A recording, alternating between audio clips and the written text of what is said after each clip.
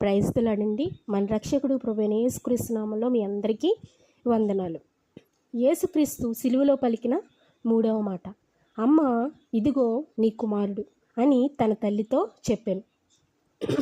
యోహాను సువార్త 19వ అధ్యాయం 26-27 వచనాల్లో మనం చూసినట్లయితే, యేసు తన తల్లియు తాను ప్రేమించిన శిష్యుడును దగ్గర నిలుచునుట చూచి, అమ్మ ఇదిగో నీ కుమారుడు అని తన తల్లితో చెప్పాను.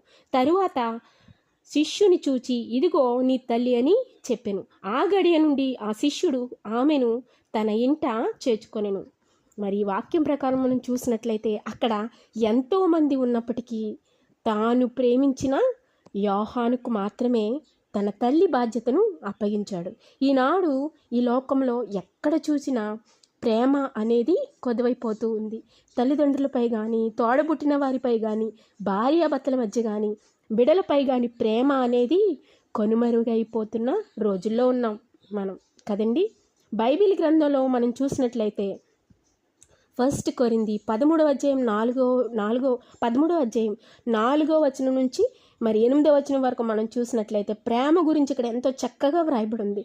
ప్రేమ దీర్ఘకాలం సహించును, దయ చూపించును, ప్రేమ మచ్చరపడదు, ప్రేమ డంబముగా ప్రవర్తింపదు, ప్రేమ ఉప్పొంగదు, అమర్యాదగా నడవదు, స్వప్రయోజనము విచారించదు, మరి త్వరగా కోపపడదు, అపకారం మనసులో ఉంచుకొనదు, దుర్నీతి విషయంలో సంతోషపడక సత్యమునందు సంతోషించును, అన్నిటినీ తాలుకొనును, అన్నిటినీ నమ్మును, అన్నిటినీ నిరీక్షించును, అన్నిటినీ ఓర్చును, ప్రేమ శాశ్వత కాలముండును. ఆమేన్. చూసారా, ప్రేమ గురించి ఇక్కడ ఎంత చక్కగా వ్రాయబడిందో. అదే రీతిగా 1 కొరింథీ 13వ అధ్యాయం 13వ వచనంలో మనం చూసినట్లయితే, విశ్వాసము, నిరీక్షణ, ప్రేమ ఈ మూడును నిలుచును, వీటిలో శ్రేష్టమైనది ప్రేమయే.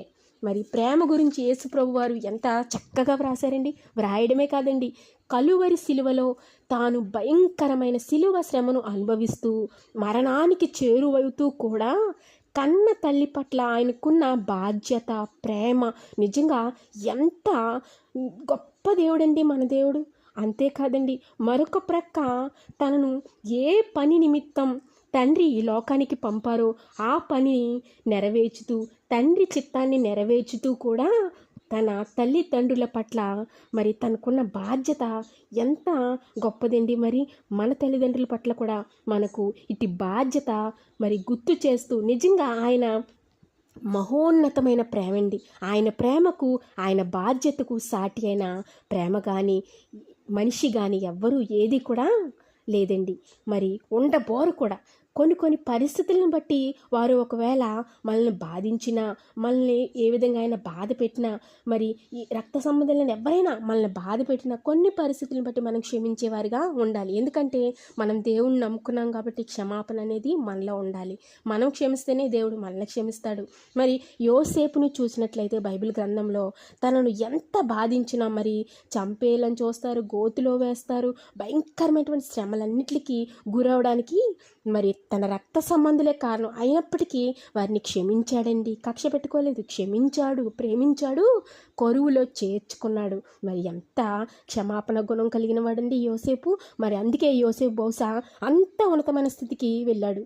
మరి దావీదుని చూసినట్లయితే దావీదు కూడా మరి తన తండ్రి తన్ని ద్వేషించినప్పటికీ, తోడబుట్లు కూడా తను ప్రేమించినప్పటికీ మరి దావీదు కూడా మరి వారిని క్షమించాడు, ప్రేమించాడు. కాబట్టే దేవుడు దావీదు గురించి తనకే స్వయంగా సాక్ష్యం ఇస్తూ ఉన్నారు. ఆయన నా హృదయానుసారుడు దావీదు అని ఒకానొక సందర్భంలో ఆయన చెప్తారు కదండి. ఇదే విధంగా మనం కూడా యేసుక్రీస్తు ప్రభువు మనకు చూపిన మాదిరి మనం కూడా ఆయన వలె తల్లిదండ్రులపై, ఈ లోకంలో దేవుడు మనకు ప్రేమించి ఇచ్చిన కుటుంబాలపై, భార్యాబిడ్డలపై, తల్లిదండ్రులపై బాధ్యత, ప్రేమ కలిగి ఆయన వలె ఎన్ని శ్రమలు, బాధలు ఉన్నా, ఎంతటి భయంకరమైనటువంటి బాధను అనుభవిస్తున్నప్పటికీ వారి పట్ల మన ప్రేమ, బాధ్యత కలిగి ముందుకు సాగుదుము గాక. ఆమేన్. God bless you.